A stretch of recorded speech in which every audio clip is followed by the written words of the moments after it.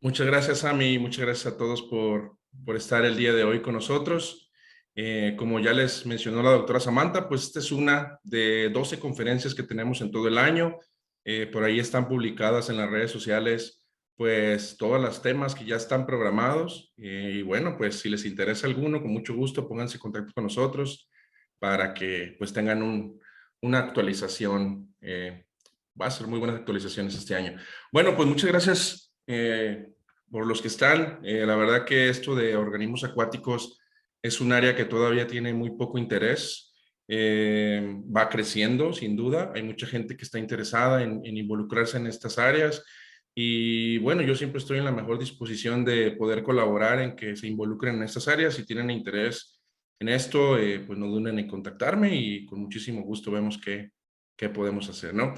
El tema que mencionó Sami, vamos a hablar de necropsia, análisis en fresco y citología eh, en tilapias, ¿sale? Orientado específicamente a tilapias. Sin embargo, bueno, muchas de estas herramientas diagnósticas pueden ser utilizadas no solamente en tilapias, sino en otras especies acuáticas, ¿no? Aquí en México no solamente se hace tilapia, también hay bagre, están produciendo también especies marinas, atunes, róbalo, etcétera, ¿no? O sea, hay muchas especies realmente que se están produciendo y en la medida que se intensifican los sistemas de producción, obviamente necesitamos nosotros pues empezar a establecer medidas de prevención y control de enfermedades, ¿no? La intensificación del sistema productivo generalmente trae consigo riesgos sanitarios y nosotros tenemos que estar preparados para poder prevenir y establecer medidas de erradicación, de control, ¿no?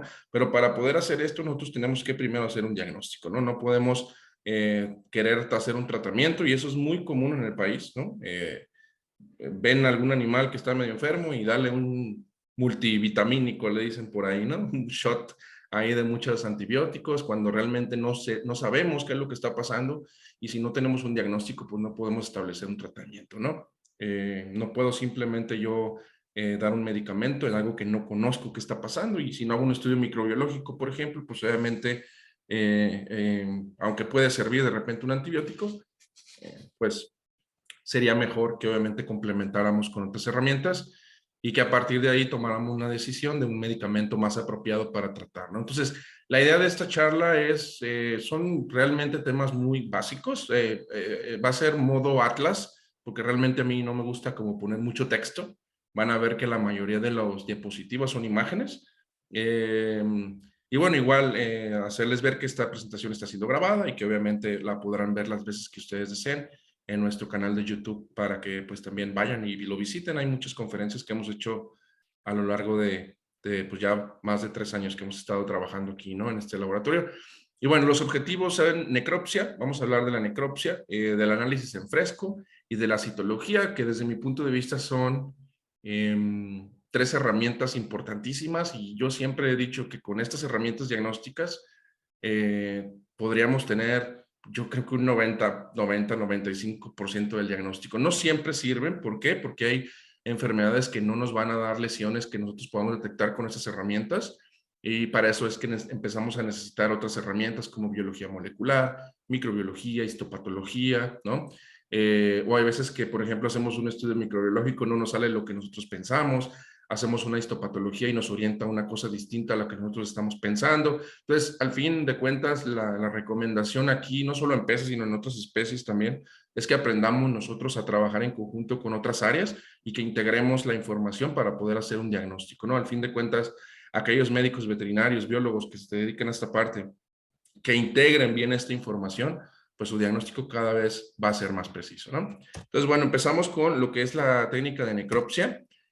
Antes que nada tenemos que hacer una inspección externa, pero antes de hacer una inspección externa nosotros tenemos que hacer una evaluación clínica. No nos vamos a meter mucho en la parte clínica, pero bueno, hay que hacer una inspección clínica desde cómo están distribuidos los peces en la superficie, si están en el fondo, si están en pequeños grupos, si todos están boqueando en la superficie del agua, cómo es su método de nado, si están nadando de forma errática, si están letárgicos, si están hiperpigmentados o pálidos. Son cosas que nosotros podemos ver al momento que nosotros nos acercamos a una unidad productiva y no solo en una unidad productiva, piensen también en este tipo de cosas que se pueden aplicar en acuarios, ¿no? En acuarios, en peceras, ¿no? Una de las herramientas importantes para hacer diagnóstico es la evaluación clínica, sin duda, y algo importantísimo que nosotros tenemos que aprender, que no lo vamos a hablar en esta conferencia, es la calidad del agua, ¿no? Tenemos que aprender tenemos que entender que la calidad del agua es algo sumamente importante en estos organismos, obviamente porque es un medio en el que ellos viven, y en la medida que nosotros entendamos todos los niveles, cómo se encuentran, generalmente gran parte de las enfermedades se relacionan con problemas de calidad del agua, ¿no? Digamos que hay una hipoxia, esta hipoxia desencadenó un proceso de estrés y este proceso de estrés desencadenó una inmunosupresión y esta inmunosupresión hizo que un microorganismo X pues se montara en este animalito y generara un proceso de enfermedad, ¿no? Muchas veces queremos diagnosticar la enfermedad, decir, bueno, tiene una estreptococosis, una aeromoniasis, pero no vemos que hay muchas cosas atrás que pueden estar siendo los causales principales o los detonadores o los detonantes, ¿no? De este tipo de procesos. Entonces, para que lo tengamos claro, ¿no? Importantísimo, calidad del agua, inspección clínica, antes de que nosotros hagamos una necropsia. Cuando vayamos a hacer una necropsia, es importantísimo que no se utilicen animales muertos. Muchas veces eso pasa, mandan muestras de animales que han muerto ya a tiempo. Un animal muerto, un pez, una tilapia, por ejemplo, en 20 minutos, media hora, ya no sirve ese animal. Y eso pasa mucho también con aves, con anfibios, etcétera, ¿no? Entonces, generalmente, si nosotros estamos en un área de producción, es preferible someter a eutanasia a un animal que está moribundo, y a partir de una vez que se hace la eutanasia, obviamente siguiendo los lineamientos establecidos por ciertas instituciones internacionales, entonces ya podemos hacer la necropsia. ¿Con esto qué vamos a tener? Pues vamos a saber que las lesiones que estamos viendo son realmente frescas, que no hay, y si hacemos un estudio microbiológico, no hay algún otro microorganismo que está ahí, que se montó después de haber muerto, ¿no? Entonces, si encontramos un animal moribundo, un estudio microbiológico, vemos bacterias, y esas bacterias probablemente sean parte del proceso que está en curso, ¿no? Entonces tenemos que entender también, la necropsia no solamente es disecar el animal y hacer la disección y tal, tenemos que aprender la anatomía, ¿no? No vamos a hablar mucho del tema de anatomía, pero tenemos que ver cómo se llaman las aletas, qué órganos especiales tienen, escuchan o no escuchan, huelen o no huelen, cómo se llama el opérculo, que la aleta caudal, qué tipo de escama tiene, que la línea lateral. No sé si han visto esta línea que está por acá, se le llama línea lateral. Esto es una prolongación del sistema nervioso periférico, debajo de estas escamas. Si ustedes ven la línea, bueno, no sé si logran ver mi cursor, pero si no, ahorita pongo un puntero. Ok. Debajo de esta línea que ustedes ven por aquí y también aquí cerca del pedúnculo caudal, están unas células debajo de esas escamas que se llaman neuromastos. Estas células lo que hacen es sentir vibraciones, ¿sí?, del agua. Entonces, estas vibraciones se transmiten al sistema, bueno, por vía periférica, se transmiten al sistema nervioso central y ya ellos empiezan a reaccionar, ¿no?, a las vibraciones. Y es por este sistema que está aquí que ustedes cuando ven cardúmenes de peces, pues no ven que andan todos golpeándose, ¿no?, sino que ellos están nadando, pues, de una manera bastante organizada, ¿no? Entonces, importantísimo que si nosotros nos dedicamos a hacer estudios post-mortem y si nos vamos a dedicar a hacer diagnóstico, hay que meterle al estudio de la anatomía y de la fisiología, porque hay muchos órganos que funcionan completamente diferente a un mamífero, que es a lo que nosotros usualmente estamos acostumbrados a ver, ¿no? Las escamas, hay que hacer una inspección de las escamas, y generalmente lo que buscamos son áreas de pérdida de la continuidad, de pérdida de escamas. Ven aquí cómo está la línea lateral, no sé si logran verla ya como con más detalle. Pérdida de escama, pérdida de la cantidad de moco, presencia de parásitos visibles o presencia de manchas blanquecinas o de hifas, ¿no? Que es muy común, por ejemplo, cuando estamos viendo dermatitis micóticas, como por ejemplo la que ocasiona saprolegnia parasítica, que es un hongo muy común en la acuicultura o en peces en general, ¿no? Pero podemos tener otros tipos de parásitos como Ectiopteros multifilis, como Quilodonella, tricodinas, monogeneos como Gyrodactylos, Ciclidogyrus, etcétera, que me pueden generar lesiones erosivas, ulcerativas, ¿no? Entonces es importante ver la integridad de la piel, de las aletas, cómo están dispuestas las aletas, la pigmentación es muy importante y esto variará mucho dependiendo obviamente de las líneas genéticas. Si es un pez que tenemos una morfología específica y sabemos el tipo de color que debe de tener y hay un cambio en el color, pues ahí sí hay que tener cuidado, ¿no? Estamos viendo realmente un cambio de lo que nosotros estamos acostumbrados. Pero en el caso de tilapias es muy común que haya una gran variación de colores porque en general se manejan pues muchas líneas genéticas, ¿no? Hacen mezclas y estas mezclas hacen que haya diferentes pigmentos. Aquí mismo lo logran ver, esta tilapia como tiene la piel un poco más grisácea, café grisácea, y esta ya es más blanquecina con algunos pigmentos rojos por ahí, ¿no? Entonces, muy importantísimo poder evaluar la integridad de la piel de las aletas, ¿no?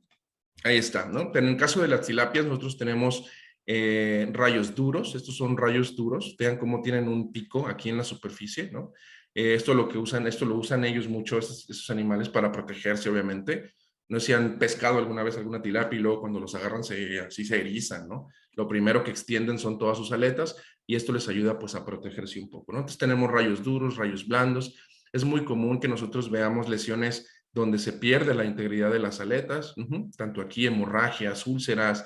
De hecho, ahorita vamos a ver un ratito más un breve atlas ahí de lesiones para que también logren identificar algunas y las vamos a ir asociando con algunas cosas para que también aprendan qué tipo de lesiones son, a qué es lo que usualmente se asocian, aunque pues realmente es muy variable, ¿no? De repente.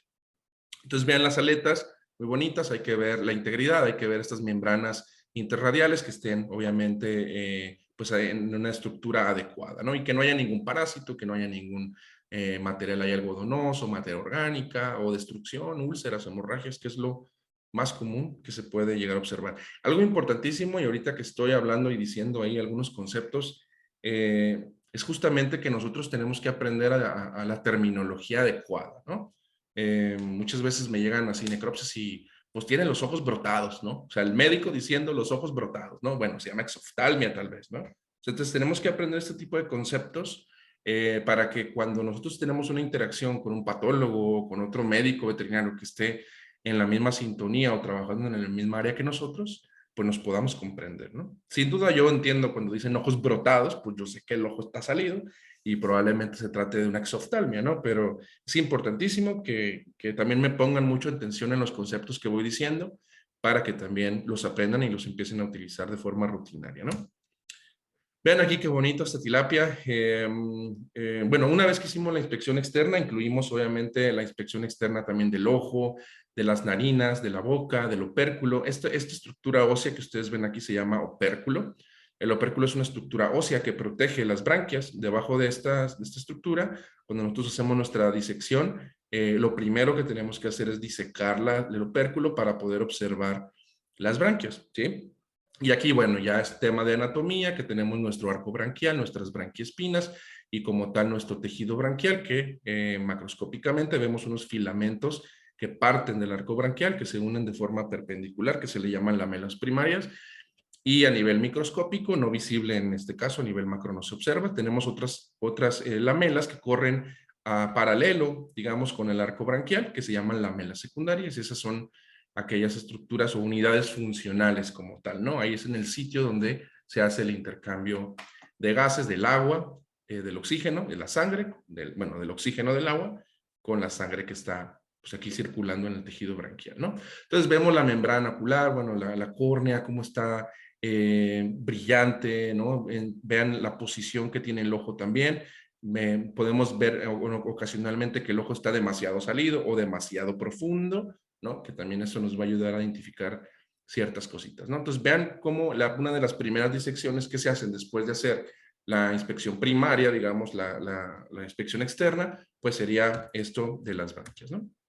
Y vean, revisamos el ojo otra vez, las narinas, la boca, la cavidad oral, ahí tratando de identificar si hay algún parásito, sanguijuelas, hay otro parásito, no sé si lo han visto por ahí en fotos, que se llama Simotoa exigua, que es muy común que se adhiera aquí a la boca, ¿no? Es como un tipo de crustáceo, creo, si mal no recuerdo, o algún arácnido, no estoy seguro bien qué es, no recuerdo ahora, pero se adhiere aquí a la lengua, ¿no? Y se ven hasta así sus ojitos, y pues es muy raro, muy raro ver eso. Hemorragias, úlceras, ese tipo de lesiones que nosotros podemos llegar a encontrar. Obviamente aquí la anatomía es distinta, es un animal omnívoro, pero hay peces carnívoros, por lo tanto es posible que en algunos de ellos ustedes vean, pues como tal, dientes, ¿no? Dientes. Entonces, por eso es importante que sepamos muy bien la anatomía, ¿no? Vean, aquí están las fosas nasales, los peces respiran si respiran, ¿sí? No es como tal aire, el agua entra por aquí, tienen un sistema sensitivo, el cual interpreta todas las partículas químicas que están en el agua, las interpretan como un olor en el cerebro, ¿cierto?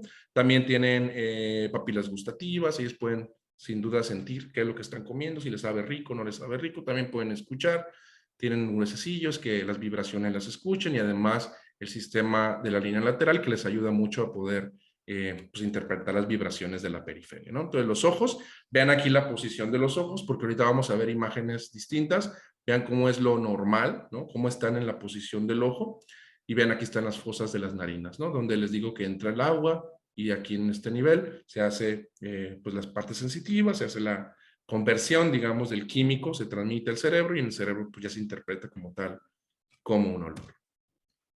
Bueno, aletas ya aquí, otra vez aletas, vemos aquí ya el sistema reproductor, dependerá mucho, obviamente, externo, perdón, sistema reproductor externo, ya dependerá mucho si es una hembra, si es un macho, o hay especies en las que no se puede saber incluso, así visualmente, si es una hembra o un macho, entonces hay que ver las características fenotípicas, a veces incluso las características fenotípicas no te ayudan, ¿no? O sea, son animales iguales, donde externamente no ves ninguna diferencia, y no sabe si es hembra o es macho, ¿no? Y esto pasa, por ejemplo, en las aves. Una guacamaya no sabe si es hembra o macho por temas de morfología, digamos, ¿no? Habrá algunos ahí que puedan determinarse, pero en general es difícil. Bueno, aquí igual los opérculos, lo que les decía, quitamos el opérculo, hacemos esta disección hacia la parte más craneal de la boca. Generalmente otra cosa importante, generalmente esta es la posición que yo utilizo como necropsia. Depende mucho de la especie, pero en general, todas las necropsias de organismos acuáticos que yo hago, las hago en esta posición. Cabeza hacia la izquierda, cabeza hacia la izquierda y el vientre hacia mí, ¿sí? Así como está la imagen, es la forma en la que yo hago las necropsias. ¿Por qué? Ahorita lo vamos a ver cuando hagamos la disección más completa, ¿no? Pero ahorita les voy a volver a recordar esa parte. Todo lo que hacemos es quitar el opérculo para poder observar ya a mayor detalle, pues obviamente las branquias y aquí, pues ver si hay algún área de necrosis, un área amarillenta, blanquecina, granulomas, parásitos que puedan ser visibles, como por ejemplo sanguijuelas o incluso algunos crustáceos como Argulus, que es muy común que también que se puede llegar a observar, ¿no? Y que son visibles realmente, ¿no? Macroscópicamente. Áreas de palidez, vean el color, esto recuérdenlo mucho porque vamos a ver un ratito más imágenes, pero recuerden mucho este color, ¿no? Que este color rojo brillante, vean qué bonito brilla, muy bonita su estructura, cómo están todas las lamelas completitas, sin ninguna alteración ahí relevante. Esta área que está aquí como blanca es más porque está despegada de la de abajo, entonces por eso se ve así, pero realmente está bien. Continuamos con nuestra disección, hacemos un corte en la parte ventral, y siempre craneal al ano. Sí, muchas veces cuando hacen la necropsia a este nivel, lo que hacen es que cortan, meten la tijera en el ano y a partir de ahí empiezan a hacer la disección, y esto obviamente me va a hacer que contaminen pues la cavidad celómica, de donde yo quiero hacer un estudio microbiológico, pues ya no voy a poder ver nada porque pues probablemente hay enterobacterias ahí contaminantes, ¿no? Entonces hacemos esta disección, hacemos un pequeño corte, a partir de aquí hacemos la disección, vamos hacia arriba y llegamos hasta la parte más superficial del opérculo. Este sería nuestra digamos, nuestro primer corte, ¿no? Uno de los primeros cortes o incisión primaria, le llamaríamos como en mamíferos, ¿no? A partir de aquí, pues ya empezamos a hacer la disección más completa. Aquí importantísimo que esta curvatura que se hace en la necropsia depende mucho de las especies, ¿no? Si ustedes hacen una necropsia de una trucha, pues no es lo mismo porque son peces muchísimo más largos, entonces generalmente el corte va más delgadito todavía y más largo, a diferencia, por ejemplo, si hacen una necropsia de un pez disco, donde la cavidad es muy pequeñita, ustedes más o menos empiezan aquí y aquí está, ¿no? Entonces eso nada más considerarlo. Empezamos abriendo la parte, bueno, esta cavidad donde está la vejiga natatoria. En tilapia generalmente la vejiga natatoria es muy delgadita, por lo tanto cuando hacemos la disección se rompe con mucha facilidad. Estas estructuras que ustedes ven aquí se le llaman glándulas de gas, ¿sí? Y son aquellas que se encargan, pues obviamente, de mantener esta concentración de gas dentro de la vejiga natatoria para que se mantengan estables, ¿no? Cuando un animal tiene exceso de aire dentro de la vejiga natatoria va a hacer algo que se llama flotación positiva, eso quiere decir que el animal va a estar siempre en la superficie. Cuando tiene demasiado líquido o incluso un tumor, que es muy común que también pase, sobre todo en peces beta, va a tener algo que se llama flotación negativa. Este animal va a estar siempre en el fondo. ¿Por qué? Porque no tiene ese airecito adentro que le va a ayudar a mantenerse en el cuerpo de agua, ¿no?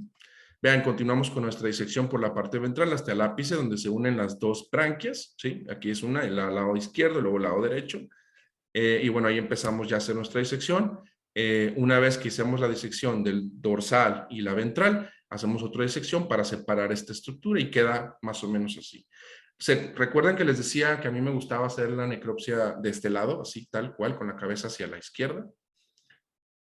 Y esto es porque cuando nosotros hacemos esta disección, lo que inmediatamente vemos es el hígado. Si nosotros movemos el hígado, luego vamos a ver el vaso. Y cuando lo hacemos del otro lado, lo que ustedes no están viendo es que generalmente lo que van a ver es todo el intestino.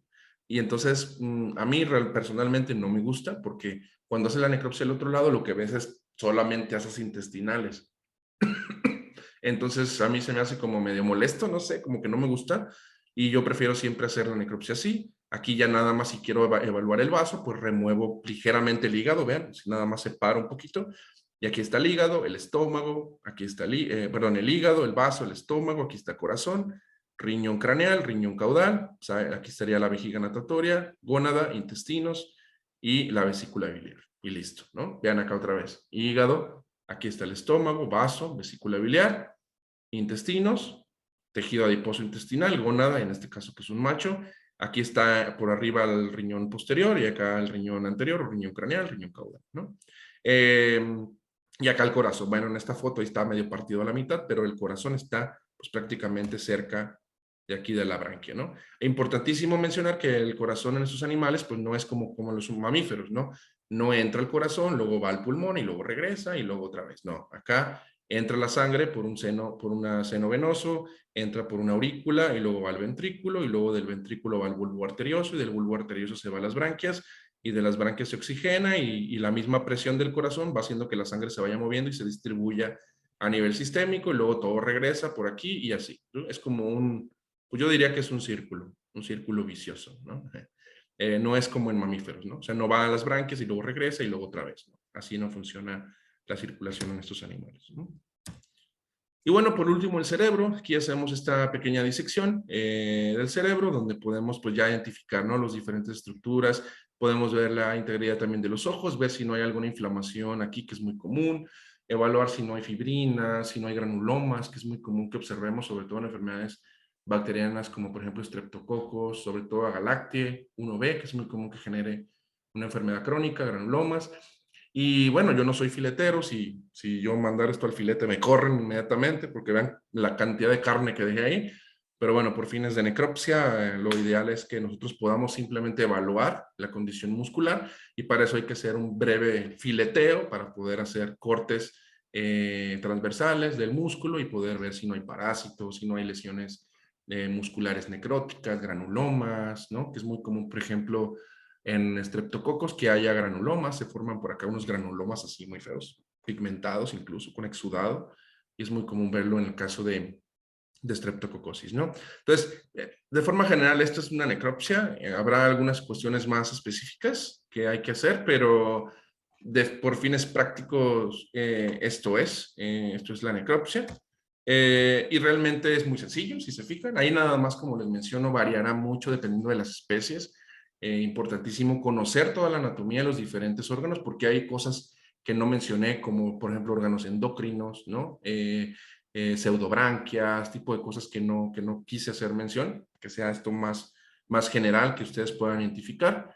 Pero bueno, espero que con esto tengan una idea de más o menos cómo se hace una necropsia. Y bueno, yo siempre digo, y de hecho cuando estuve de ahí de ayudante de profesor en la UNAM, nos gustaba mucho hacer prácticas de tilapias y ahí les enseñábamos, ¿no?, un poco cómo era la técnica, algo de los órganos, les dejaba siempre que hicieran un pequeño esquema para que aprendieran un poco de la anatomía y no llegaran así como que no sé nada, ¿no?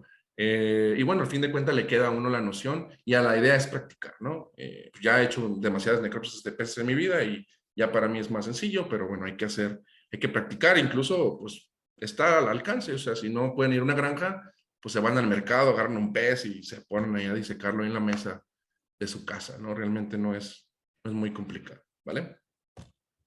Bueno, vamos a avanzar con esta parte que son las lesiones. Les menciono, esto es un atlas, no voy a ahondar tanto en cosas de patogenia ni cuestiones muy puntuales, solamente para que vean, a diferencia de la necropsia, cómo son los patrones de lesión que pueden llegar a observar, ¿no? Vean este caso en la boca, como vemos aquí ya a diferencia, todo es la misma especie, acuérdense que esto en tilapia, para que más o menos tengan una idea, ¿no?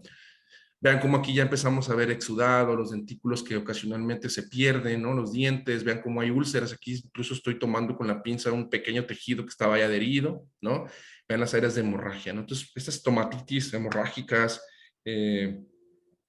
pues son frecuentes, sobre todo en septicemias bacterianas, y una de las más comunes en las que se puede llegar a observar son en septicemias bacterianas por bacterias como aeromonas, pseudomonas, vibrios, ese tipo de bacterias que generalmente se relacionan con estos procesos, ¿no?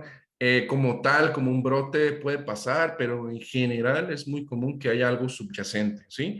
Es decir, que haya un proceso inmunosupresor, hay que evaluar, les digo, no solamente es ir a hacer necropsia y decir, ah, pues ya sé, es una aeromoniasis, no, es ir y ver, además de hacer la necropsia, qué está pasando atrás, o sea, qué es lo que me está desencadenando ese tipo de procesos, bajo la temperatura o subió demasiado la temperatura, y eso te ayuda mucho. Por ejemplo, si sube demasiado, probablemente sea una enfermedad por estrés, o si bajó demasiado, probablemente sea Flavobacterium, Francisella, o si es hipoxia, probablemente sea una bacteria oportunista, como en el caso de Aeromonas, Vibrio, etcétera, que son realmente oportunistas, ¿no? Que necesitan de un factor inmunosupresor para poder hacer algo, y tal es este caso, ¿no? Donde vemos estas hemorragias y se relacionan con este tipo de procesos oportunistas, ¿no? Vean acá cómo está el ojo aumentado de tamaño. Ahora sí ya pueden ver un poco la diferencia. Este ojo de acá está bien, digamos que está en su órbita normal, pero ¿qué tiene? Tiene queratitis, tiene inflamación en la superficie. Comúnmente le llaman opacidad corneal. Realmente, pues sí es opacidad, pero porque hay un proceso inflamatorio y por lo tanto al haber un inflamatorio le vamos a agregar el itis y como es córnea, pues se le llama queratitis, ¿no? Entonces, déjense de opacidad corneal, se llama queratitis. Esto es una queratitis. Y bueno, acá si se fijan en este caso ya hay exudado en la cámara anterior, se llama hipopión, se llama bueno, es exudado en la cámara anterior del ojo. Y bueno, además si lo ven, está aumentado de tamaño. Hay dos conceptos importantes, uno que se llama buftalmia, que es el ojo que está aumentado de tamaño como tal. Por ejemplo, cuando hay incremento en la presión, el ojo se aumenta de tamaño, a diferencia de que el ojo se salga de su órbita. Cuando el ojo se sale de su órbita, se llama exoftalmia, ¿no? Es un ojo que se sale, ¿sí? O proptosis también le pueden llegar a llamar, ¿no? A diferencia de un aumento de tamaño como el ojo, que además viene acompañado de protrusión del ojo, ¿no? Entonces, en ocasiones tenemos ambos conceptos, ¿no? Entonces, déjense de ojos brotados, eso de palidez de la córnea, no, empecemos a utilizar términos, pues, médicos, ¿no? Que nos veamos más profesionales cada vez. Ojos pequeñitos o sin ojos, ¿no? Podemos tener anoftalmia, que no tenemos ojo, o microftalmia, ojos muy pequeñitos, ¿no? Y esto generalmente se asocia a animales que sufrieron algún proceso traumático, por ejemplo, que tuvieron, alguna ave las atacó, que es muy común que les ataque los ojos, es como que lo más común que hacen las aves. Eh, entonces les atacan los ojos y pues se quedan sin ojo, ¿no? Y esto pasa muy comúnmente, entonces creo que por ahí tengo otras fotos. Exoftalmia, oftalmia, lo que les decía, ¿no? Vean cómo están, a diferencia de la foto normal que les enseñaba anteriormente, cómo están los ojos completamente protruidos, ¿no? Aumentados de tamaño, fuera de su órbita, pues ya con inflamación también de la córnea, de la conjuntiva, ¿no? Úlceras corneales, etcétera. Y esta es una lesión realmente muy inespecífica. Cualquier enfermedad sistémica te lo puede generar, pero hay enfermedades que es muy común observarlo. Por ejemplo, aquellas que me generan, es muy común, por ejemplo, observarlo en aquellas enfermedades que me generan lesiones de la glándula coroidea, que es una glándula que está dentro del ojo, en la parte anterior del ojo, caudal, pues. Entonces, al tener una, por ejemplo, francisela, es muy común que genere esa inflamación ahí, granulomatosa, entonces eso hace que el ojo se salga. También, por ejemplo, en otras especies como las aroguanas, no sé si las conocen, son unos peces muy bonitos. Esos animales tienen un problema importante que se empiezan a acumular mucha grasa. Entonces, esos animales se les salen los ojos, pero es porque acumulan demasiada grasa, perdón, atrás del ojo. Entonces, ahí lo que tienen que hacer es una cirugía para remover la grasa y que ya otra vez el ojo vuelva a su órbita. Y eso no es inflamación, no es infeccioso, es un tema normal de acumulación y es común que pase en las aroguanas. Búsquenlo por allá, aroguana, para que sepan de cuál estoy hablando. Pero ya que terminemos, pónganme atención. Y bueno, vean, aquí hay exoftalmia, vean cómo hay pérdida del ojo. Y esto les decía es muy común. Cuando hay exoftalmia, los animales están enfermos en la superficie, las aves llegan, los pican y lo primero que les pican son los ojos. Y me llama mucho la atención y me gusta mucho, o sea, digo, qué interesante que las aves vayan y piquen los ojos primero. ¿Por qué? Porque vean esta foto. Eso que están viendo aquí es un parásito que se llama Postodiplostomum. Eh, y este animal, pues se va al ojo y una de las fases que necesita, pues son las aves, o las aves es otro hospedero para poder completarse. De hecho, el adulto está ahí, ¿no? Entonces, vean cómo, o sea, las aves dicen, ah, pues lo voy a picar el ojo, ¿no? Y los parásitos, ah, me voy a ir al ojo para que el ave me coma, ¿no? Qué interesante, ¿no? Realmente qué interesante es esto. Pero vean, ahí está el parásito, ¿no? Aquí lo que se hace, pues es, obviamente, disecar con mucho cuidado el ojo, obtenerlo, ya sea que se haga histopatología, que pues yo no lo recomiendo tanto, porque si la idea es identificar el parásito, pues primero asegurar la identificación. Si vemos más casos, pues ya viendo que la morfología es similar, pues ya mandamos a hacer histopatología, ¿no? Esto es muy raro realmente en tilapia, es muy raro que encuentren parásitos de este tipo, oculares. Va a ser más común que los vean en fauna silvestre, ¿no? En animales así que andan en los ríos, etcétera, es más común, pero en tilapia es raro. ¿Y por qué? Por los ciclos de vida, ¿no? Por el ciclo productivo que realmente es muy corto, ¿no? Lesiones en la piel, ven cómo hay pérdida completamente de la piel, úlceras, hemorragias, ¿no? Vean aquí cómo ya hay miositis, hay erosión. Aquí sería erosión porque todavía se ve la cutícula aquí, digamos, de la piel. Ya no hay moco, obviamente. Hay diferentes capas, ¿no? Que van pasando. El moco, la escama, la cutícula, como tal, la epidermis. Y de ahí ya una vez que se rompe esto, pues ya empiezan a ver el músculo, ¿no? Entonces ya aquí hay despigmentación, hay erosión, hay úlcera, ¿sí? En todo, hay descamación. Entonces, este tipo de lesiones hay que describir. Entonces, si a mí me mandan una necropsia, bueno, miren, los peces, médico, les mando una necropsia o le quiero mandar muestras de histopatología de estos peces, los cuales presentan despigmentación, úlceras, ya me pueden decir en las aletas dorsales, en el pedúnculo caudal, en la región del filete, en la región celómica, y necrosis de las aletas caudales, pélvicas, etcétera.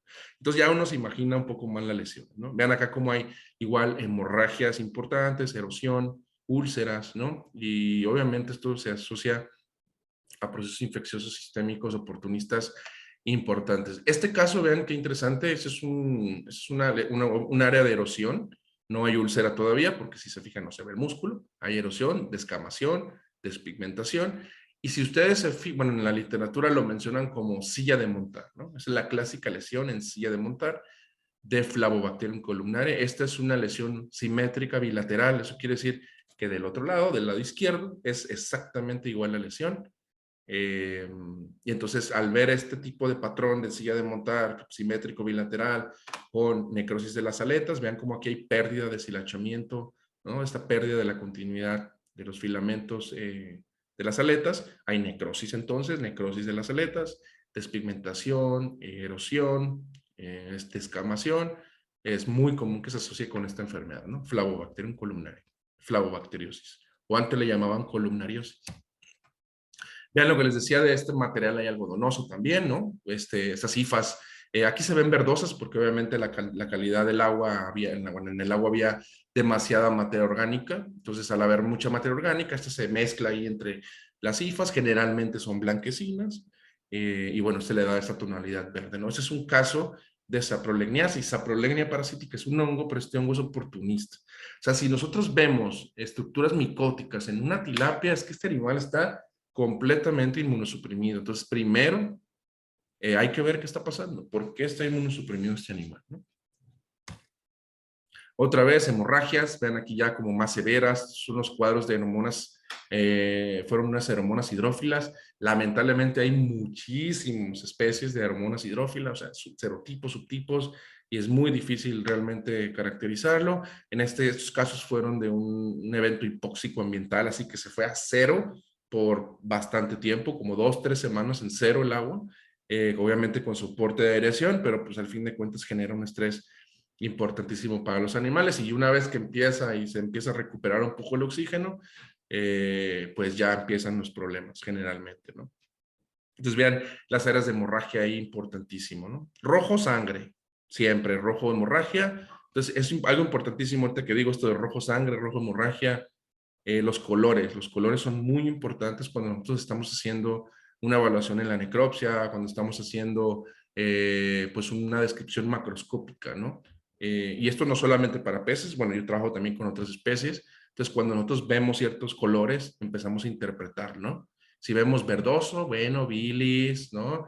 Hemoglobina, si vemos rojo, pues empezamos a pensar en sangre, si vemos que otro color amarillo, pues ya ictericia, verdosos, pues podemos llegar a ver verde también, por ejemplo, con eosinofilia, cuando hay eosinófilos, es muy común que se vea este color verdoso a veces, ¿no? Dependiendo de la especie, a veces como una lesión ahí. Entonces los colores y ese tipo de patrones son importantísimos para que nosotros nos demos idea del tipo de evento, si es un evento crónico, si es un evento agudo. Por ejemplo, la fibrosis, cuando nosotros vemos fibrosis, generalmente vemos un tono blanquecino, ¿no? Esto me dice que es fibrosis. Si hay necrosis, pues va a ver blanquecino, amarillento si está contaminado con alguna bacteria, etcétera, ¿no? Hay un artículo muy padre que habla justamente de eso de los colores en la patología, obviamente orientado a humanos, pero está muy padre.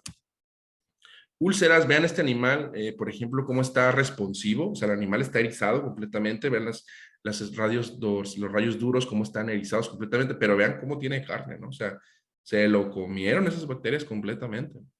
Y vean acá cómo hay úlceras, hemorragias, este tipo de úlceras, ¿no? Aquí no voy a ahondar tanto en esta parte, pero las úlceras hay de dos tipos. Son úlceras que son por su causas externas, o sea, agentes externos que me están generando una lesión y me generan la úlcera, pero también se puede generar úlceras por cuadros infecciosos sistémicos que alcanzan la piel, pero vía sanguínea. Entonces, el tipo de úlcera es totalmente distinto cuando cuando viene de adentro, digamos, de la vía sanguínea, o cuando es una lesión, algo externo que me está generando el daño en la piel. Lepidortosis, esta es una lesión común, por ejemplo, en los peces que tienen un cuadro infeccioso sistémico, hay daño vascular, hay edema, y este es edema, prácticamente si nosotros agarramos con el dedo y le hacemos así, raspamos todo esto, sale mucho líquido, eso se llama lepidortosis. Y esto es prácticamente, como les digo, es edema, generalmente se asocia con aeromonas, es muy común verlo en tilapias, y en el caso, por ejemplo, de peces dorados, no sé si han visto, hay una enfermedad que se llama hidropesía, dropsy, le dicen también ahí en inglés. Y esta hidropesía lo que hace es una infección bacteriana por aeromonas, y es muy común que vean esto, o sea, los animales se llenan de líquido en la cavidad y como se inflan y luego se les levantan las escamas. Ahí hay dos procesos. Uno, el hecho de estar tan inflado, pues hace que se levanten las escamas, pero también la acumulación de edema debajo de las propias escamas, ¿no?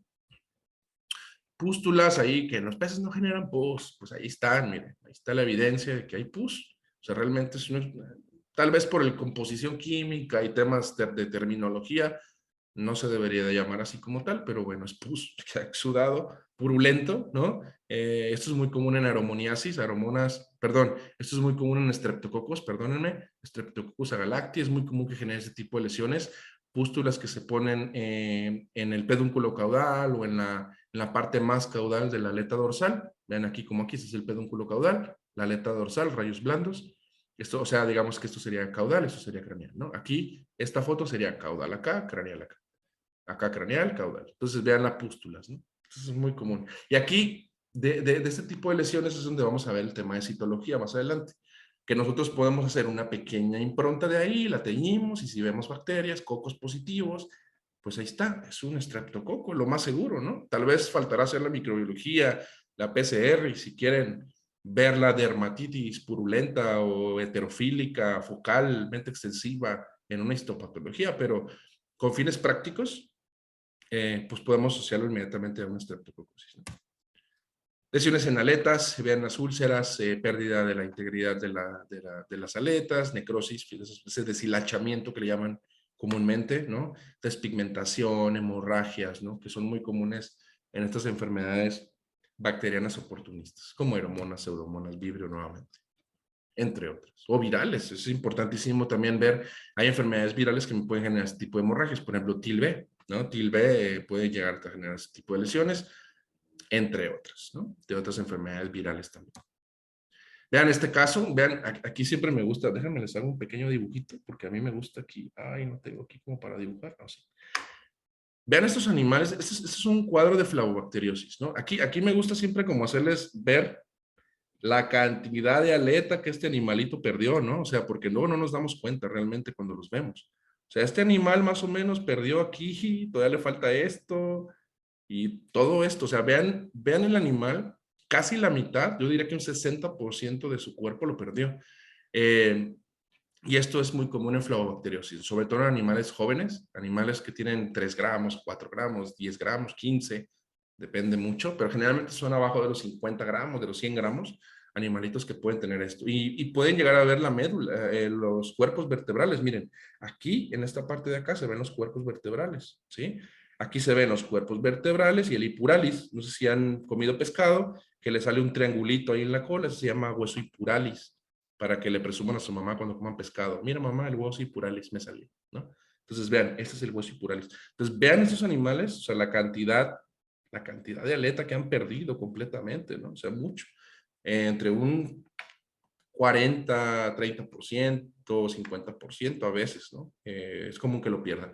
Y esto se relaciona con Flavobacterium columnae, ¿sí? Flavobacteriosis es ese tipo de lesión. Entonces, vean la cantidad de daño que pueden generar estas bacterias y tenemos que entender y verla, percibir esto, porque muchas veces, o sea, por eso es que tenemos que entender la longitud normal de una aleta, porque luego vemos que hay, por ejemplo, en casos como los casos anteriores aquí, ¿no? O sea, aquí aparentemente se ve normal, pero aquí debería de continuar acá, entonces ya tenemos cierta pérdida y esto ya es una necrosis, ¿no? Aquí también, aquí se ve las puntas de la atleta, no está bien. Hay pérdida acá también. Viene, pero la longitud no es la ideal, entonces hay pérdida del tejido. ¿Sí? Y aquí aparentemente no se ve como tal, ¿no? O acá. Entonces nos podemos confundir y no poder detectar este tipo de lesiones que son importantes para ciertos procesos. Lesiones en el abdomen, luego les digo, mira, esta tilapia está embarazada, ¿cuánto crees que tiene, no? Y no, pues, tilapias no se reproducen así. Esto se llama asitis o también se le llama peritonitis, porque realmente este tipo de acumulación de líquido está relacionado con algún proceso infeccioso como estreptococosis. Es muy común en este tipo de enfermedades, pero enfermedades virales lo pueden generar. Francisella es muy común también que te genere, es raro. Es común, no tan frecuente realmente, pero sí llega a observar, pero generalmente por estreptococosis. Cuando hay enfermedades por aeromonas que generan daño vascular, entonces aquí el proceso es distinto. Como hay un daño vascular, hay aumento de la permeabilidad vascular y por lo tanto hay salida de líquido, ese líquido se acumula en la cavidad y va a ser un líquido transparente, entonces ahí es donde es un hidroperitoneo más bien, ¿no? Cuando es con exudado, entonces ya será una peritonitis más bien, ¿no? De forma general, todo el mundo le dice asitis o peces panzones. Lesiones en las branquias, como pues necrosis, áreas blanquecinas aquí con necrosis, presencia de esta materia orgánica que obviamente al tener necrosis, pues no va a haber esa cantidad de moco adecuada que me pueda ayudar a eliminar este exceso de materia orgánica que se adhiere. Es muy común que vean también materia orgánica ahí. Vean este animal como tiene exceso de moco y vean aquí importante empiecen a notar los tonos, a diferencia de la primera imagen que les mostré. Empiecen a notar la diferencia de tonos. Vean como que está muy pálido, exceso de moco. ¿Sí? Este es un caso de una parasitosis severa por tricodinas y hay una hiperplasia de las células caliciformes y del epitelio, obviamente. Y aquí lo que hace es un exceso en producción de moco y es contraproducente realmente. En un inicio, cuando hay este estímulo por la presencia de los parásitos, pues lo que hacen es decir, bueno, pues produzco moco para que ahí se diluyan los parásitos, pero cuando es tan severa y tan severa la producción de moco, pues ahora lo que pasa es que la capa de moco es tan gruesa que ya no se va a poder hacer el intercambio de gases pues de forma adecuada, ¿no? Porque acuérdense que es una cosa milimétrica para que se haga el intercambio. Entonces, si hay algo que está engrosando el epitelio o algo que está cubriendo demasiado el epitelio, pues ahora aquí tenemos dos procesos, ¿no? Una muerte por hipoxia y por la parasitosis severa, ¿no? Asociada a la misma respuesta del pez. O sea, el mismo pez dice, no, pues me voy a producir mucho moco, ¿no? Las células. Y esto me los está matando, además de la parasitosis, ¿no? Vean aquí las cifras, vean cómo se ven blanquecinas. Un animal deshidratado, porque si se deshidratan, el hecho de que estén en el agua no es que estén siempre hidratados, ¿no? Aquí igual es un tema fisiológico del que no vamos a ahondar, pero los peces, hay peces de agua salada, por ejemplo, tienen que tomar agua porque están en un ambiente súper salino y eso los puede deshidratar. y acá también están generalmente los peces de agua dulce, están hiperhidratados y bueno, no vamos a andar mucho en eso, pero sí tienen que tomar agua. Luego dicen los peces en el, ¿cómo dicen? Como el de beben y vuelven a beber, ¿no? Sí, tienen que beber, en realidad tienen que tomar agua. Pues pueden deshidratarse o una cosa que sea también por pérdida de la condición, pérdida de la grasa que está anterior al ojo, pues también podemos tener este hundimiento del ojo. Entonces vean aquí cómo está completamente hundido. Vean aquí en las branquias este material algodonoso, café, café claro, verdoso, que son hifas prácticamente, y aquí igual es una branquitis micótica por saprolegnia, ambos casos, nada más que acá se ve blanco, acá se ve cafecito, prácticamente es lo mismo, ¿no? Vean la palidez de las branquias, generalmente lo que me van a indicar es anemia, entonces hay que ver si hay hemorragias, o sea, por ejemplo, los peces que vimos anteriormente, donde vimos estas hemorragias en la piel, generalmente esos animales van a tener las branquias pálidas porque pues hay una hemorragia, ¿no? Hay una pérdida de la sangre continua, entonces tenemos una anemia por pérdidas ahí, ¿no? Aquí también vean la palidez, o sea, importantísimo que recuerden el color. De hecho, creo que el color como es como la mesa, ¿no? Y acá se ven completamente pálidas. Entonces, un indicativo importantísimo de la salud son las branquias, ¿no? De hecho, siempre que van a comprar pescado, a ver, revisen las branquias y el ojo que esté brillante. Luego le están picando ahí al ojo siempre, ¿no? No me digan que no. Entonces, las branquias y los ojos son importantísimos para ver frescura, ya ese es otro tema, pero igual, para ver la salud del animal es muy común evaluar las branquias, es lo más rápido que te puede indicar si el animal está bien o no. Hemorragias, branquias muy chocolatosas por intoxicación por ciertos elementos en el agua, se pueden llegar a ver así súper chocolatosas, ¿no? Con áreas de hemorragia, efectos traumáticos que puedan tener también pueden generar este tipo de lesiones, ¿no? Y aquí esta foto me gusta mucho porque yo con esta foto siempre les digo que es qué, ¿no? Este caso, acá si ven, son áreas de necrosis, ¿no? Necrosis de la branquia. Y este animal es un animal que está podrido completamente, ¿no? O sea, el animal se ve las branquias pálidas, los filamentos se ven bien, pero este animal tiene autólisis. Es un animal que ya tenía muerto 2, 3 horas, ¿no? Entonces, si nosotros no tenemos la experiencia suficiente, podemos interpretar esto como una necrosis cuando realmente el animal pues ya tenía rato muerto. Y esto es autólisis nada más, ¿no? A diferencia de una lesión necrótica real, donde vemos todavía tejido branquial en buenas condiciones, pero ya tenemos un área blanquecina con pérdida de los filamentos branquiales, entonces ya esta es una lesión real, ¿no?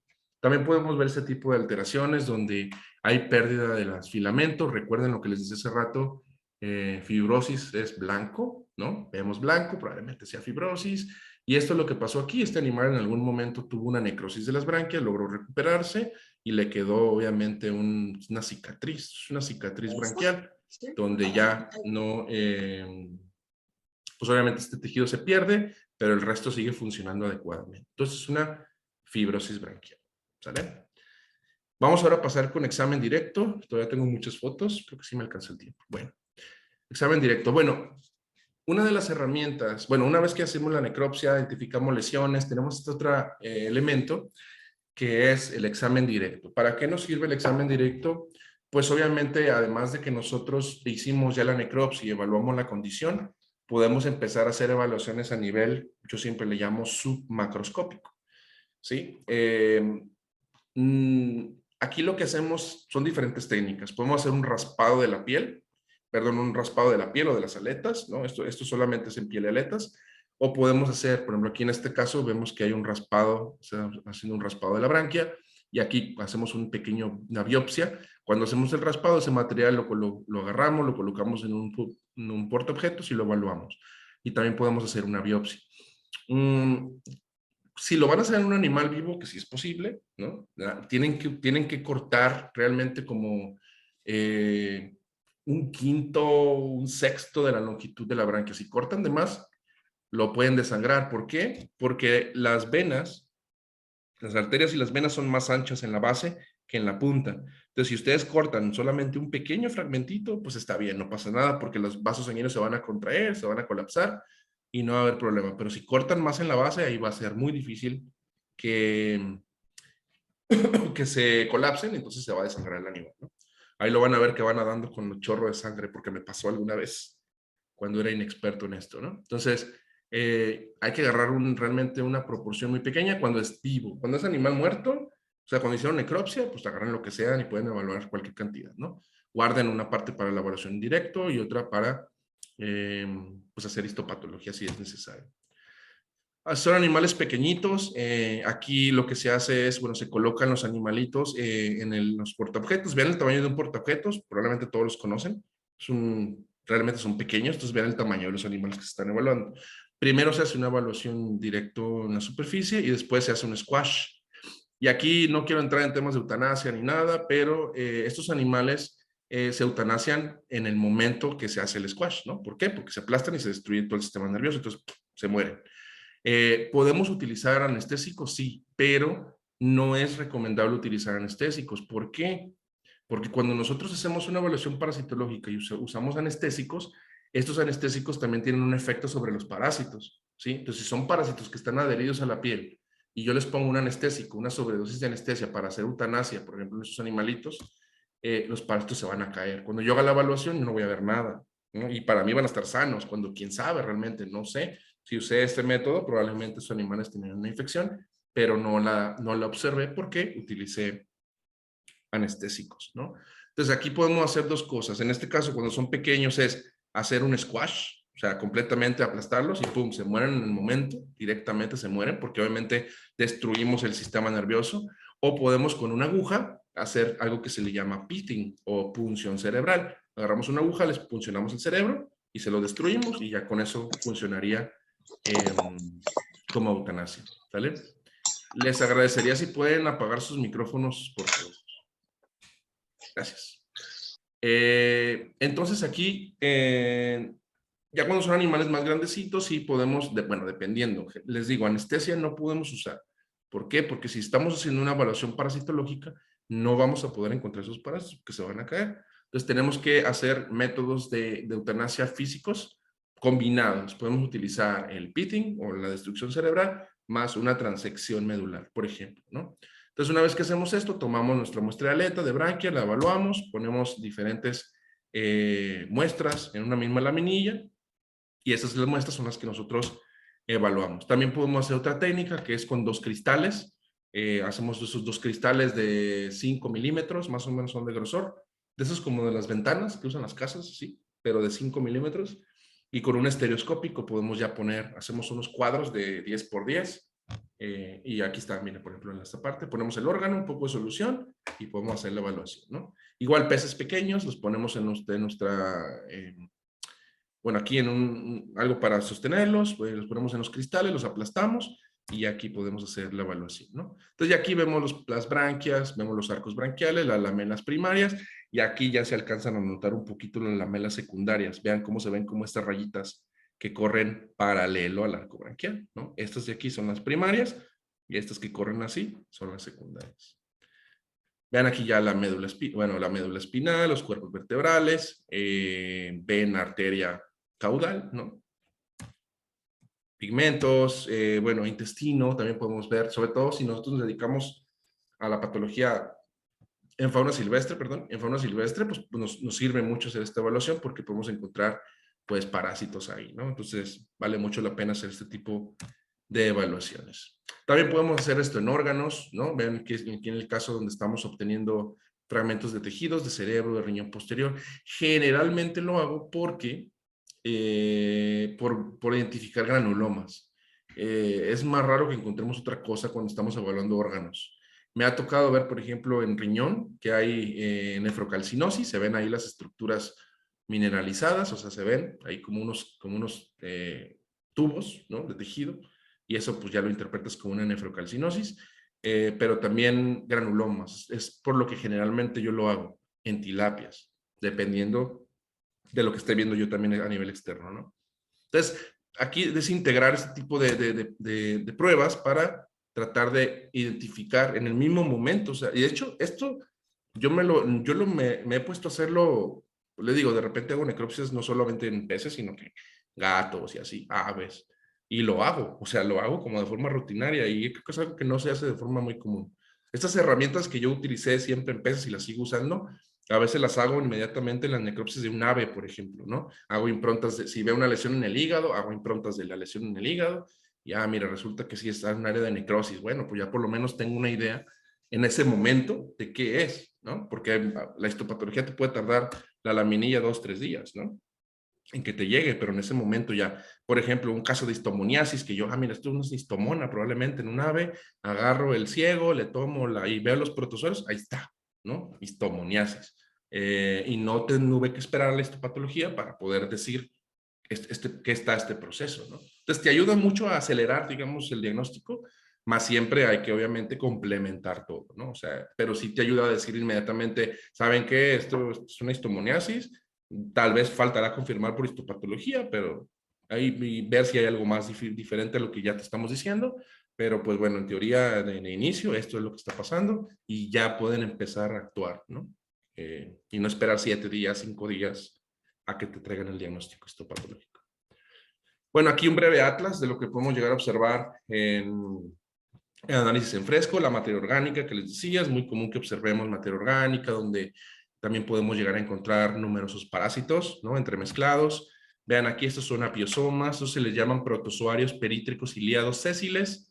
Es muy común que se observen cuando hay un incremento importante de la materia orgánica, cuando hay muy mala calidad del agua. Estos me pueden generar lesiones en la piel, en las aletas, y más que generarme una infección por ellos mismos como tal una causa de mortalidad, no, sino que abren portales en la piel y en las aletas y en las branquias para que penetren otros microorganismos y estos finalmente me maten al individuo, ¿no? Entonces esto se llama apiosoma, pero no solamente está hay otros que son normales, puedes llegar a ver, por ejemplo, vorticela, hay otro que se llama ambipria, también es otro que se llama así, ambipria, y etcétera. Hay realmente muchos, ¿no? Pero en general son así, se llaman protozoarios perítricos ciliados sésiles.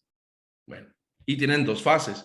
Una fase que está adherida, como esta que están viendo ustedes, y otra fase que es móvil, que se ven ahí las estructuritas que andan girando y moviéndose, ¿no? Entonces, una vez que se desprenden, se hacen la fase móvil y ya se pueden infectar a otros individuos.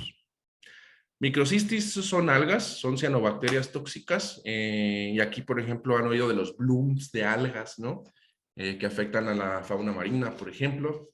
Pues en peces de agua dulce también puede pasar. Estas se llaman, bueno, estas tienen un elemento que se llama microcistinas, que son tóxicas. Entonces, al haber un incremento de cianobacterias en el ambiente, pues puede generar un incremento en la cantidad de toxinas y generalmente las tilapias andan filtrando, siempre están filtrando agua. Entonces, si estos animales se comen esas cianobacterias, cianofitas, eh, pueden liberarse estas toxinas y pues generarme un proceso de enfermedad.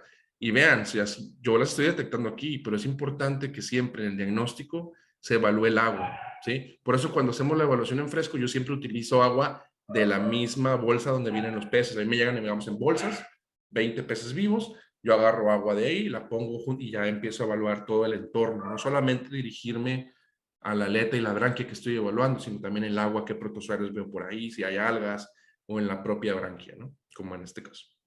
Entonces son toxinas, se ven indefensas, vean qué bonita se ve, como si fuera pastito, pero sí generan problemas importantes. Ictiopteris multifilis, que es muy común, es un parásito muy común, característico, es un protozoario ciliado, que tiene los cilios acá en la periferia, este núcleo en forma de herradura, que es muy característico, ¿no? Y no solamente se presenta en tilapias, no se presenta en tilapias, se presenta en realmente muchas especies, en ornato es muy común, ¿no? Que se le llama la enfermedad del punto blanco, es un puntito, sí, muchos puntitos blancos. Esto es una hiperplasia, genera hiperplasia del epitelio, ya sea de la piel, de la mucosa oral o de las branquias, y estas estructuras que no vamos a andar en el ciclo de vida, de Teronte, Tomonte, etcétera, porque hay varios, pues son los que están a nivel ahí inmersos entre este tejido, ¿no? Entonces, obviamente son enfermedades importantes que con un raspado podemos identificarlos sin ningún problema, con una evaluación de biopsia de la branquia. De hecho, estos branquias, ¿se fijan? Aquí está el cartílago de la lamela y estos parásitos están ahí. Entonces, esta es una Ictiopteris multifilis. Saprolenia parasítica, vean aquí las zooesporangios, las esporas. ¿Se acuerdan esos pelillos que vimos por ahí en algunos peces? Pues agarro esos pelillos, los pongo directamente, los apachurro ahí con un poquito líquido y los veo directamente en el microscopio, diafragma cerrado, eso es importantísimo cuando evaluamos parásitos y eso es lo que se ve, ¿no? Entonces ya con esto, con ver los zooesporangios y las esporas, cómo está en la morfología, pues podemos sugerir que probablemente se trate de saprolenia parasítica. Habrá que hacer un estudio microbiológico o micológico para poder determinarlo de forma precisa, pero ciertas características te ayudan. Y hay una tinción que te ayuda a identificarlo un poquito más, que se llama lactofenol azul de algodón, que pues al colocar esta gotita se entiñen las esporas, las hifas, etcétera, y me ayudan a identificar un poco mejor la morfología. Vean, aquí es una branquia normal, vean el grosor del moco, el cartílago de la lamela primaria, las lamelas secundarias, y vean cómo hay un incremento ligero, ¿sí? Un exceso de moco branquial ligero. Entonces tenemos que tener tenemos que aprender muy bien el grosor, que esto es muy variable, realmente depende mucho del ambiente en el que estén y de los elementos tóxicos que hay con los que conviven a diario. Pero bueno, importante que hay veces que son cambios tan sutiles que se nos pueden ir, ¿no? Al momento de estar haciendo la evaluación. Tricodínidos, yo siempre menciono que yo no digo que son tricodinas, bueno, hay un parásito que se llama tricodina, que son estas estructuritas que ven acá, creo que tengo otra foto por acá, sí, son estos, miren, aquí están las branquias, lamelas secundarias, y todos estos que están aquí son tricodínidos. Yo no les digo tricodina porque generalmente cuando hablamos de tilapia todos dicen, son tricodinas, son tricodinas. Pero no necesariamente, ¿sí? En este tipo de animales o de protozoarios hay muchas especies. Hay tricodina, tricodinela, tripartiela, hemitricodina, paratricodina. Entonces, cuando yo digo tricodina, a mí se me hace como que soy muy específico, o sea, como que estoy diciendo que estoy asegurando que es una tricodina. Y como patólogo siempre como que uno es un poco precavido en lo que expresa, ¿no? En sus comentarios. O bueno, por lo menos intento hacerlo, ¿no? Entonces, yo por eso siempre digo que son tricodíneos, de eso no me voy a equivocar. No me equivocaré que son tricodíneos. Ciertamente uno de los más comunes en tilapias son las tricodinas, ¿no? Entonces aquí ven cómo hay un exceso de moco y la presencia de estos parásitos que son tricodíneos, son protozoarios, ¿sí? Ciliados, igual que Ictiopterius multifilius. Pero lo que estos tienen, si ven estos dentículos, para poder hacer la identificación, lo que tenemos que hacer es hacer una impronta de estas, bueno, un extendido de estos parásitos, se tiñe con una tinción de plata y todos los dentículos se marcan muy bien, se evidencian muy bien. Si buscan tricodina por ahí en Google, probablemente les salga estas imágenes de tinción de plata que se ven los dentículos muy bonitos. Y hay unas morfometrías que me van a ayudar a identificar y decir realmente qué especie es la que estamos tratando, ¿no? Probablemente aquí en esta misma imagen haya pues tricodina X y tricodina Y, ¿no? O sea, o tricodinela y tricodina, no sé. Por eso siempre digo tricodínidos. Y, ay, me quito esto. Ay, ¿cómo lo quito? Ya. Y vean, eso es lo que se ve, ¿no? Ahí este montón de parásitos que andan ahí en la superficie de las... Y nomás de verlo me da como prurito, ¿no? O sea, vean cómo está ahí en la superficie, todo lleno de parásitos, nada, ahí caminándole en las branquias, hasta da comezón, ¿no? Y vean aquí en el fondo, o sea, cómo hay en la cantidad, pues incontable, o sea, realmente esto no se puede contar. Y realmente el tratamiento es muy sencillo, aquí lo que se hace es un baño con sal, 8 partes por 1000, tal vez 10 si quieren hacerlo más rápido. Ese es otro parásito, ahorita lo vamos a ver, se llama Ciclidovirus.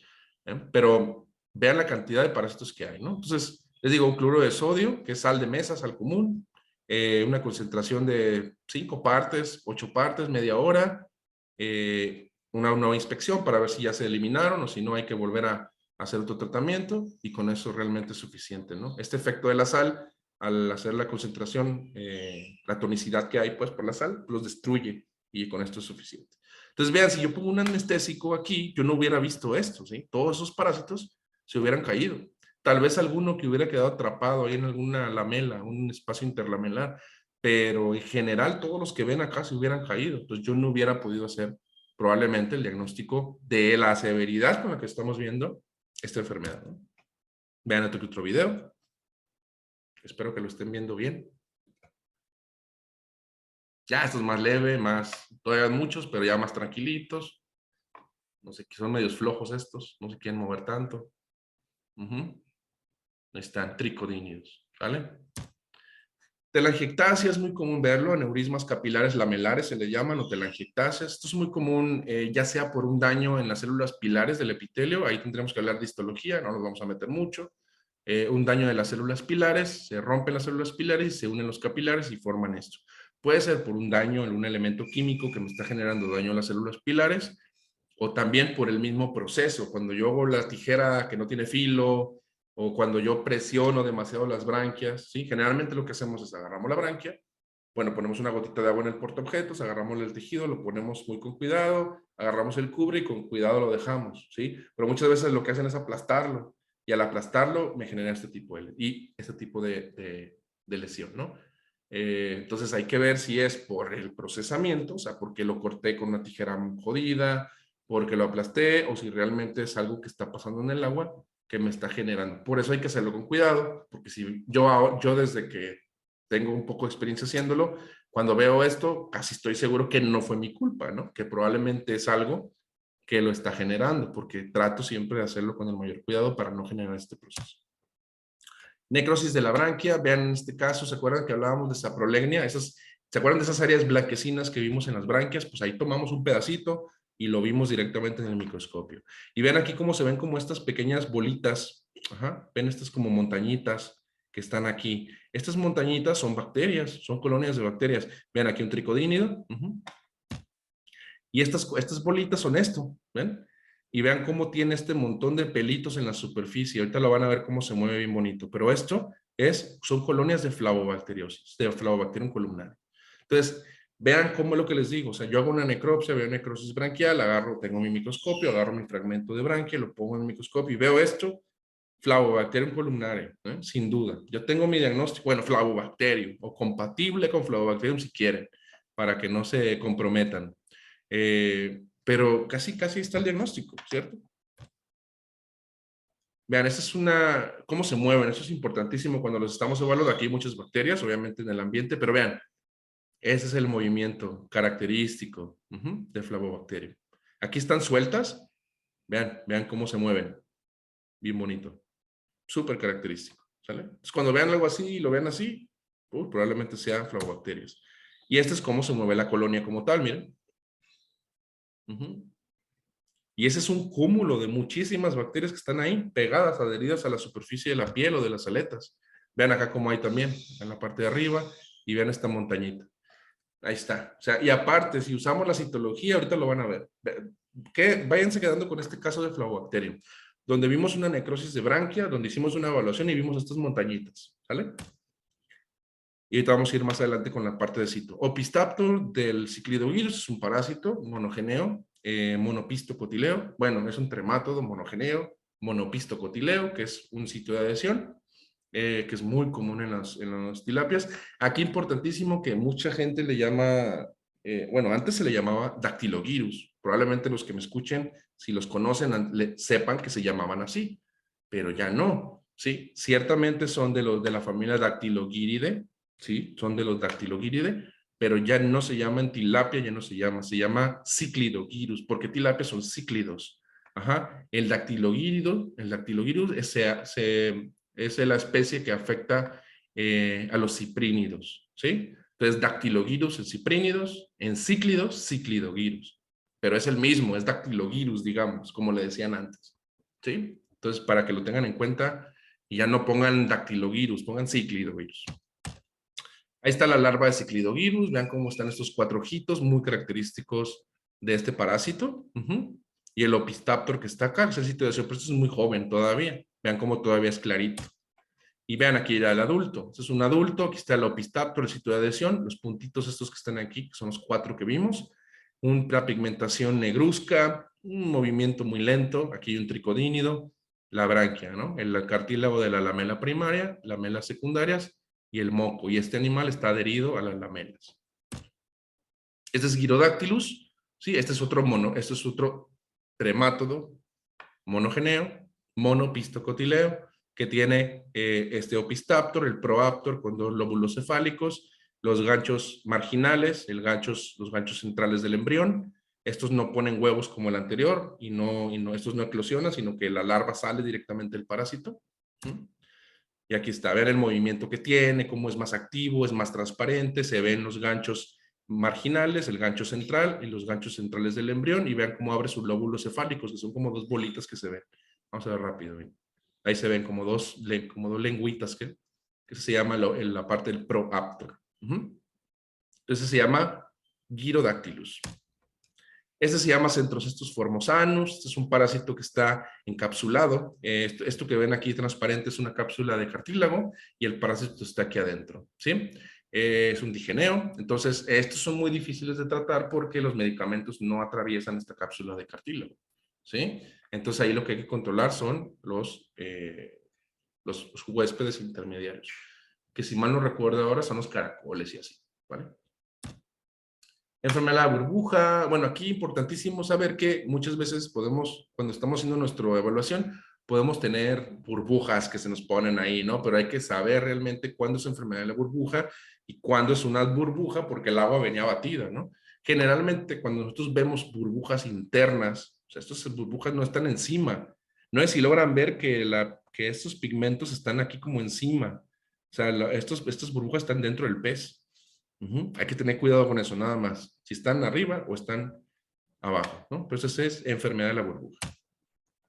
Chilodonela o quilodonela, como le quieran decir. Eso es un protozoario también ciliado que tiene un macronúcleo, bandas cinéticas, macronúcleo, micronúcleo, y es también un protozoario ciliado, muy, muy pequeñito, muy más pequeño que tricodina, entonces es más difícil de identificar. Epiteliocistis es una colonias bacterianas, inclusiones bacterianas les llaman, ahí es una especie que tiene ahí como controversia en qué es y así, ¿no? Siempre ha tenido. Perdón. Y otras cosas que podemos ver, polen, esto ya es normal, eso es algo que pueden llegar a ver como incluso en los copros, por ejemplo, en los perros y así, ¿no? O sea, realmente no es nada malo, hay que nada más tener cuidado y conocer que hay cosas que se pueden llegar a ver ahí, y sobre todo en el agua, ¿no? Cuando vemos muestras de tilapias es muy común que veamos protozoarios ahí, fitoplancton, zooplancton, todo ese tipo de cosas. Entonces nos podemos confundir en realmente qué es, si es algo patógeno o si es algo propiamente que está en el agua, ¿no? Como un fitoplancton o zooplancton. Vean lo que les decía de los granulomas, ¿sí? Aquí es una muestra de cerebro donde yo agarro este fragmento de cerebro, lo puse directamente en la laminilla, la aplasté y vean los granulomas, ¿eh? Son esas estructuras transparentes que tienen un área central necrótica, ¿no? Hiperpigmentada. Entonces son granulomas. Y aquí esto me ayuda mucho porque me reduce la gama de posibilidades. En tilapias me reduce a algunos cuantos, sobre todo en producción. Tal vez granulomas, depende de la edad y todo. Digamos que si yo estoy viendo un animal de 15 gramos, pues probablemente yo piense en una Edwardiella, una Francisella. Si veo un animal adulto de unos 800 gramos, pues probablemente sea una streptococosis. Si veo de 120, 250 gramos, puede ser Francisella o puede ser Streptococcus, pero ya no Edwardiella. Ajá. Mycobacterium también puede ser, pero es rarísimo en la acuicultura, yo creo, nunca lo he visto yo por lo menos. Entonces vean cómo ya no pienso en aeromonas, ya no pienso en flavobacterias, que hay un reporte de flavobacterias que puede generar granulomas, pero ya no pienso en eso, entonces me ayuda mucho a quitar diferenciales de mi lista, ¿no? Hiperplasia de los centros melanomacrófagos son estructuras que son parte del sistema inmunológico, ¿no? Son macrófagos que tienen pigmento y ese pigmento pues generalmente ayuda a destruir o captar ciertos microorganismos, ¿no? Entonces hay centros, se le llaman, son cúmulos donde hay muchos melanomacrófagos. Cuando hay un proceso antigénico circulante, un antígeno circulando, pues estos centros melanomacrófagos se generan hiperplasia, ¿no? Entonces, al yo ver esto, digo, probablemente hay una estimulación antigénica. No sé qué, o sea, sería inespecífica, pero hay una estimulación antigénica. Y ya me está diciendo que puede ser una bacteria, puede ser un virus, un parásito, qué sé yo, ¿no? Entonces, hay que buscarle para ver qué me está generando esta hiperplasia. Sí, y bueno, por último, la parte de citología. Creo que todavía tengo mucho tiempo, pues, creo que sí. La parte de citología, generalmente en tilapia lo que usamos es la impronta, no hacemos punciones ni nada. Eso dependerá mucho obviamente de qué tipo de lesión. Por ejemplo, si es un tumor en un pez, pues sí, podemos hacer una punción, al igual que en perros y gatos, como se hace tal cual en perros, gatos, caballos, etcétera. Hacemos una punción, pero generalmente como yo trabajo necropsias, pues lo que hago son citologías por improntas. ¿Qué hacemos? Pues agarramos un fragmento de tejido en un papel, le quitamos el exceso de sangre y hacemos estas impresiones. Este es riñón posterior o hígado, no sé, bueno, lo que sea, pero es un órgano. Hacemos impresiones, lo que hacemos es aquí, lo secamos al aire inmediatamente, ese sería el método de fijación. y después lo que hacemos es lo teñimos. Yo generalmente uso hemocolorante rápido y Gram. O Gram, depende mucho de lo que esté viendo, puedo o no usar Gram. Pues lo que se hace es, se tiñen estas laminillas, se etiquetan obviamente de qué órganos, se tiñen y vean aquí, por ejemplo, en este caso, vemos que este fue una de riñón anterior. Les digo que es riñón anterior porque hay linfoblastos y eso, y es muy común que esto se vea en el riñón anterior. Y ven este macrófago que tiene un montón de bacterias ahí sueltas y ahí también en el citoplasma. Entonces yo veo cocos, son cocos que están intrahistiocíticos. Lo que hago es una tinción de Gram para ver qué tipo de bacteria es, ¿no? Ya sé que son cocos y ahora ya sé que son cocos Gram positivos, entonces probablemente ese animal tiene una estreptococosis, ¿no? ¿Por qué? Pues porque Francisella es un coco, pero es un coco negativo, ¿sí? Entonces, si yo hubiera visto cocos negativos, probablemente dijera que es una Francisella, ¿sí? Vean aquí tricodínidos, vean, ¿se acuerdan de los tricodínidos que les decía? Aquí en nivel citológico, ¿cómo se ven? Son células normales y estos que están aquí se llaman ictiobodo. Eso es otro protozoario, ¿sí? Ictiobodo necator, ictiobodosis, o antes le llamaban costiasis, creo, costia. Y vean cómo tiene flagelos negativos, no se tiñen con esta tinción. Pero vean, miden 10 micras. Y vean el tamaño, o sea, de por sí las tricodinas o tricodínidos son muy pequeños. Identificar estos parásitos es muy complicado. Se requiere, la verdad, cierta experiencia, porque vean las bacterias, o sea, cómo tiene el tamaño de las bacterias y vean el protozoario. Y si no tengo experiencia, me puedo confundir con células. Entonces, es muy importante. Pues obviamente, la idea de esta capacitación es que vean la imagen y te generen esa experiencia que es necesaria a veces para hacer esto, ¿no? ¿Se acuerdan de Gyrodactylus? Les decía que están los ganchos centrales, los ganchos marginales, y esos son los ganchos del embrión. Y a veces el embrión puede tener otro embrión, entonces dentro de este embrión vemos otros ganchos. Entonces podemos tener 3 generaciones en el mismo. Chilodonela o quilodonela con su macronúcleo, micronúcleo y las bandas cinéticas, derechas e izquierdas, que son características. Vean, aquí están las líneas, estas líneas se llaman bandas cinéticas. Entonces, cuando nosotros vemos este parásito, es una tinción de Gram. O sea, este me lo encontré en una tinción de Gram así sin querer y lo vi y dije, ah, mira, ahí está. Microscópicamente yo no lo encontré, o sea, cuando hice la evaluación directa, pero ya en la citología ya se observó. Entonces, vean por qué es importante complementar con varias cosas el diagnóstico. Tricodínido, vean lo que les decía de los dentículos. Esos dentículos son los que les digo que se tiñen con una tinción de plata, una tinción argéntica. Y las medidas, o sea, miden de aquí a aquí, cuánto mide el diámetro de este círculo, y todo eso en diferentes medidas que hay. No solamente, un ejemplo nada más les estoy dando. Pues ya en conjunto ya dicen, ah, mira, por estas características y estas medidas, es compatible con tal especie, ¿no? Por eso siempre les digo tricodínidos, porque nunca estoy seguro. Y bueno, fíjense que valdría la pena hacer un trabajo de eso. Nunca había pensado en eso. Ambipria, ¿se acuerdan de lo que les decía de los protozoarios perítricos, ciliados, sésiles? Vimos allá piosoma, pues este es ambipria a nivel citológico, ¿sí? Estas fueron lesiones que tenía branquiales, hicimos improntas y vimos numerosos de estas estructuras. Ahí están núcleos, sus vacuolas, y este sería la fase inmóvil de ambipria. Así se llama este protozoario perítrico ciliado sésil. Cocos gram positivos en cadenas, vean aquí cómo forman cadenitas. Entonces vean, ahí va lo que les decía, ¿no? Yo veo un animal que tiene exoftalmia, que tiene pústulas en el pedúnculo caudal, le hago la necropsia o evalúo el cerebro y tiene una meningitis purulenta o fibrinosa, hago una impronta del cerebro y veo cocos positivos en cadenas, pues estreptococosis, ¿no? No sé si han visto el meme de Streptoconga, ¿no?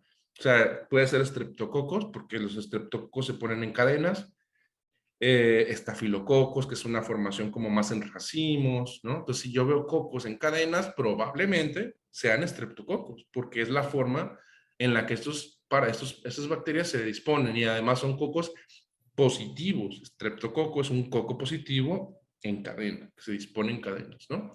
Entonces, ya integrando esto, vean lo que les digo, o sea, yo ya integrando esto, yo prácticamente en el campo, obviamente teniendo a disposición todo esto, ¿no? Microscopio, tinciones, etcétera, yo puedo hacer mi diagnóstico pues de una forma realmente sencilla. Siempre, pues importante contactar con gente que tenga experiencia y confirmar los diagnósticos. Esto es sumamente importante.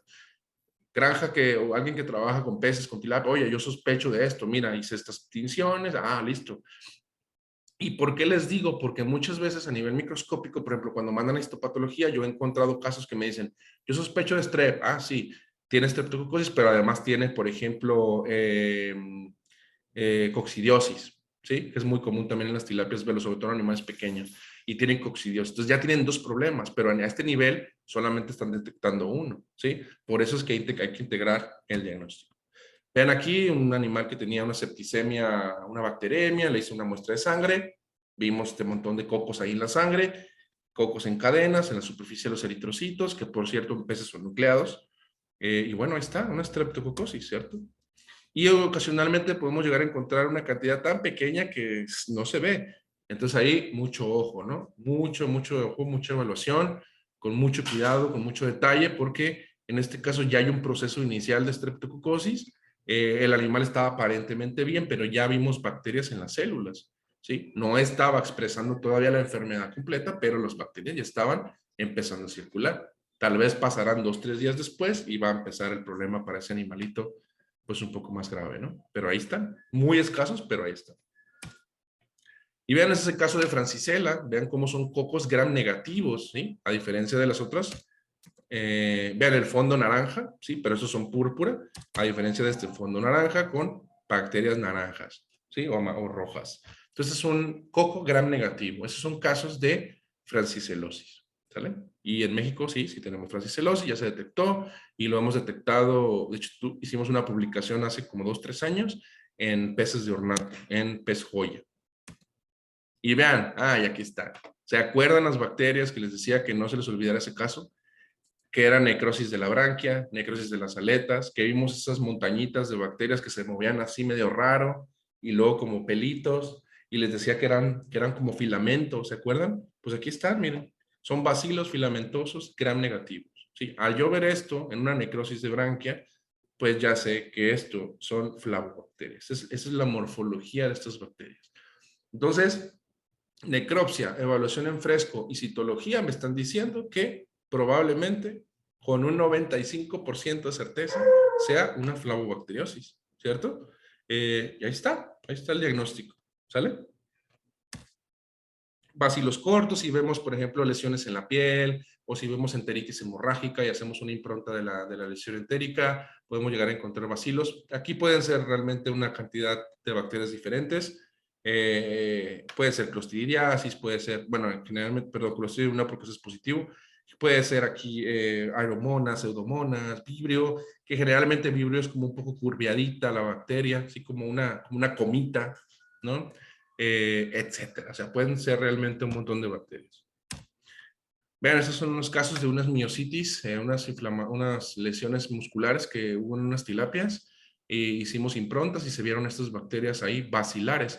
¿Han oído de Bacillus anthracis? Esa bacteria que genera el anthrax. Bueno, esta es una especie de Bacillus, no de anthracis, pero es Bacillus. Eso, le hicimos el diagnóstico y salió un Bacillus, no recuerdo ahora qué especie, pero fue género Bacillus.